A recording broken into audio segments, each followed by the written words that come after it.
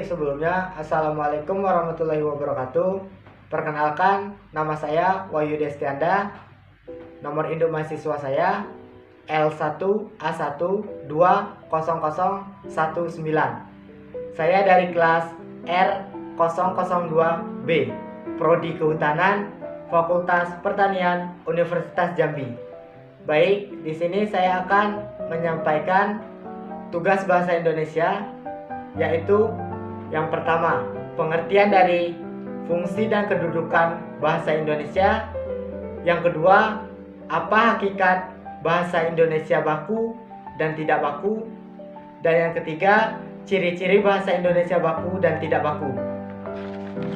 Baik, langsung saja kita masuk ke pengertian yang pertama, yaitu fungsi dan kedudukan bahasa Indonesia. Fungsi bahasa Indonesia adalah sebagai komunikasi dalam bahasa yang berlaku bagi semua daerah, provinsi, bahkan pulau-pulau yang ada di kawasan wilayah Indonesia. Fungsi bahasa Indonesia sendiri terbagi atas dua, yaitu fungsi bahasa Indonesia sebagai dasar jiwa nasionalisme. Contohnya adalah lambang kebanggaan kebangsaan, lambang identitas nasional, alat perhubungan antar warga, antar daerah, dan antar budaya. Dan yang terakhir, alat pemersatu suku, budaya, dan bahasanya. Yang kedua, suku bahasa Indonesia sebagai bahasa negara.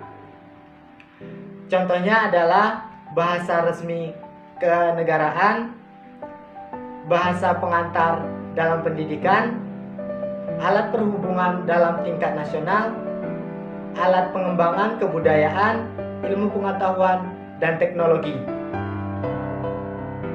Selanjutnya adalah kedudukan bahasa Indonesia. Kedudukan bahasa Indonesia adalah seperti yang kita tahu bahwa bahasa Indonesia merupakan bahasa yang terpenting di kawasan Republik Indonesia. Pentingnya peranan bahasa itu antara lain bersumber pada Ikrar Ketiga Sumpah Pemuda pada tahun 1928 yang berbunyi, "Kami, putra dan putri Indonesia, menjunjung bahasa persatuan bahasa Indonesia." Dan pada Undang-Undang Dasar 1945 kita, yang di dalamnya tercantum pasal khusus yang menyatakan bahwa bahasa negara ialah bahasa Indonesia. Jadi bisa dikatakan kedudukan bahasa Indonesia sebagai bahasa nasional. Baik, pengertian yang kedua adalah apa hakikat bahasa Indonesia baku dan tidak baku. Bahasa baku adalah bentuk bahasa yang telah mengalami proses standarisasi, yaitu tahap menegakkan kata bahasa dan kamus normatif. Contohnya adalah bahasa baku yang digunakan untuk menggunakan bahasa yang bersifat resmi dalam bentuk surat maupun naskah pidato. Selanjutnya, bahasa tidak baku. Bahasa tidak baku adalah kebalikan dari kata baku yang menggunakan tidak sesuai aturan dan kaidah berbahasa Indonesia yang sudah ditentukan sebelumnya.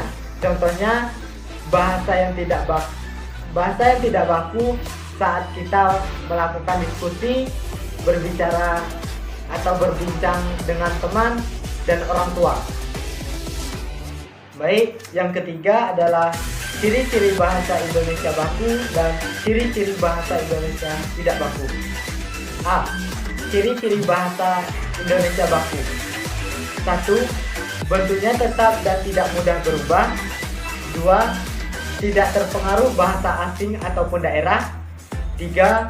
Penggunaan sesuai konteks dalam kalimat dan biasanya bukan bahasa yang digunakan dalam percakapan sehari-hari. Yang keempat, memiliki arti pasti, tidak rancu, dan tidak berlebih. Kedua, ciri-ciri bahasa tidak baku. 1. Umumnya digunakan dalam percakapan sehari-hari. Kedua, dipengaruhi oleh bahasa daerah dan bahasa asing. Yang ketiga, dipengaruhi oleh zaman.